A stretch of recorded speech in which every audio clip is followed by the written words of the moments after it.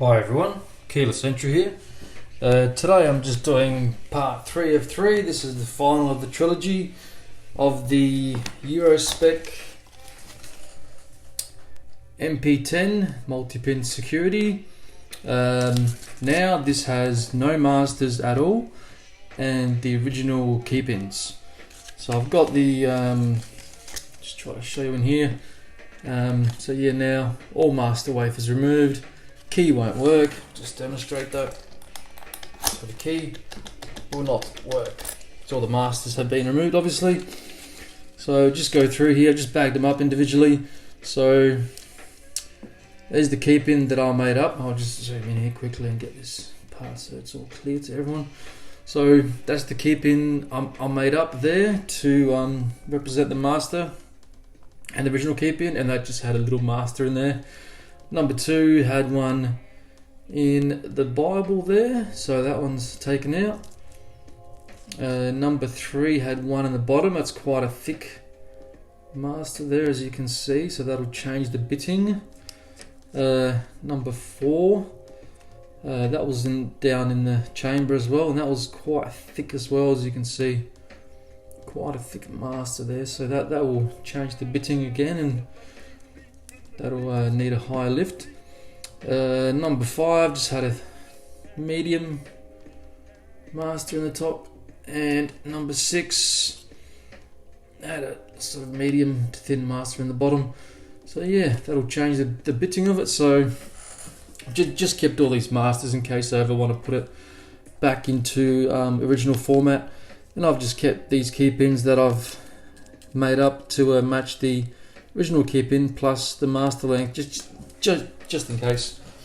Don't like to throw away many things, so just nice and tidy like that. Can always refer back to it. So because I broke my lunatic last week, or during this week actually, just going to use this cheapo pick here that I've modified. I've put more of a curve on it there, taken a bit of this out, changed the angle of that, and yeah, I haven't shaved too much off the body here at all, just maybe through this section here. So this will be like my act like my lunatic, because I'll try to keep all the picks the same. Well, the picks on the, not these picks, the pick on the locks the same, but I can't because I don't have a spare lunatic rather. So this will have to do, but you'll get an idea of how differently it picks, hopefully. So same tensioner, clockwise again.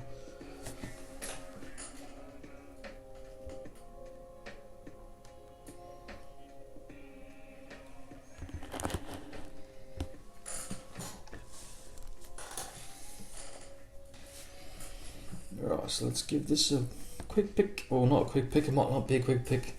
I think the masters might slow me down, but you never know, we'll see what happens. I don't want that touching one. I'm just gonna touch one and back it out a tad. Yep, there it goes. Right, so as we usually do, start from the back.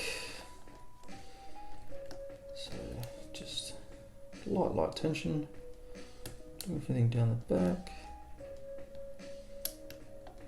Just had a little bit something there.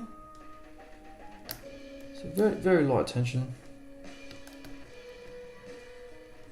Okay, I haven't felt anything yet.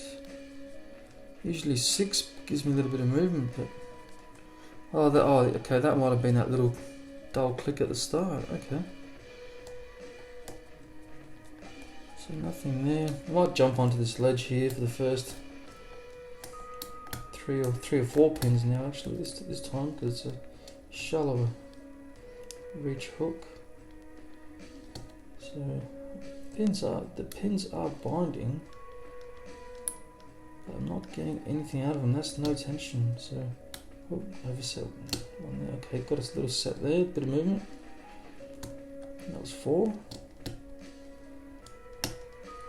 3.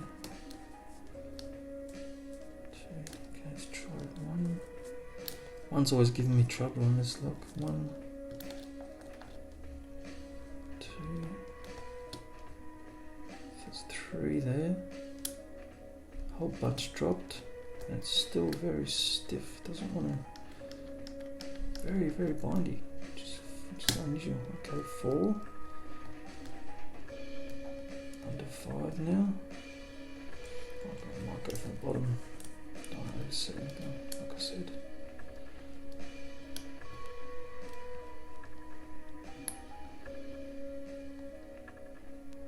It's like getting counter with that one, but no set. I think that's 5. Nope, slipped off it.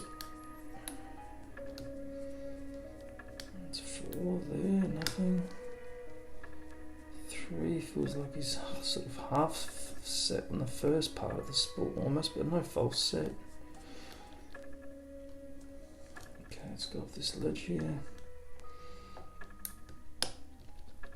Okay, just hit 4 and a bit of movement. That might have been 5. So 4 now. Okay, bit of counter and more movement. So now these spools are going to come into play, obviously. So I'm feeling for counter now as well. Bit of set there on 3, 2, nothing on 2, 1. Make sure I get 1 because that's nice. So same as before, when I hit 1, I get quite a movement, and that's the deepest false set I have had from this lock. So now these spools are really coming to effect. You can see that. That's by far the deepest I've been. Before was about there, and that's about double of what I had before. So it's a good sign. So wafers do make a difference, of course. And depending on the bitting and the drivers, there's a lot of variables. You know, there's no one answer to, masters make it easier, masters make it harder. There's too many variables. There's bitting, there's tolerances, there are types of masters, there's types of drivers, there's types of keep-ins. Are they tapered? Are they security drivers? There's not one answer, but I think there is one general answer. With master, the positives to master wafers are you can have multiple key holders for the same lock. So you can keep certain people in and keep certain people out. That's the whole idea of it. And you know, there would be a master key that opens. Let's say you have 10 of these, you could master each one of them up differently and have, let's say 9, or let's say 10 people that only have access to 1 lock, then have 5 people that have access to 2 locks, then let's say have 2 people that can open 5 of them, and then 1 person that can open all of them. That's how mastering works. I'm sure you've seen YouTube videos, and there's actually a Sparrows kit you can buy that shows you how to master, how mastering works, and actually a little kit in there with different keys, all the suits of the playing cards, which is pretty cool if you want to get into that. Okay, just got a click there and movement. I think that was 4. I am looking for counter now though, because of that false set. So looking out for anything that's low. Oh, there we go. Got some counter there, but not a set. And I slipped off the pin. Damn it. Okay. I'll have to redo that one. I think I'll drop it down. More stuff from the beginning. So I know 1 set. 2 is low and giving me a lot of counters, you can see. Let's try to set 2. Oh, and we got an open. Alright, so that wasn't too bad actually. I thought that would be a lot harder. Even though it's taken 9 minutes, I was jibber-jabbering quite a lot, but I could get a lot more feedback from it actually. Yeah, so obviously the bitting would have been different, because the masters, whatever the master is, you add that on top of the key. So there would have been some mastering. Just have a quick look.